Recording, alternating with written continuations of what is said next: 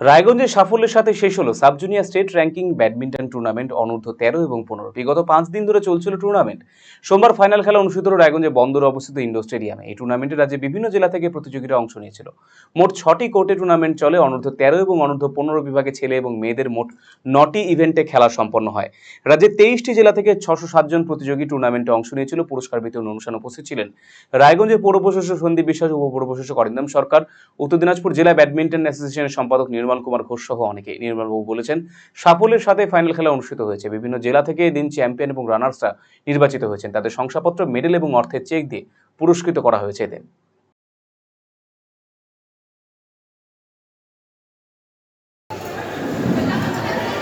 আজকে আমাদের এই 5 দিনব্যাপী যে খেলাটা তার সমাপ্তি শেষ হলো।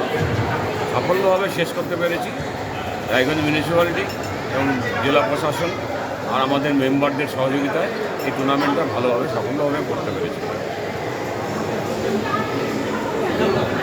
সামনে তার সাথে বিধায়কের অনেক বেশি সহযোগিতা ছিল, তার জন্য এই টুর্নামেন্টটা আরও ভালোভাবে হয়েছে। চ্যাম্পিয়ন রানার্স বিভিন্ন জেলার হয়েছে, জলপাইগুড়ি আছে, পশ্চিম বর্ধমান আছে, কলকাতা আছে। তাদের হাতে চেক তুলে দেওয়া হলো, ট্রফি, মেডেল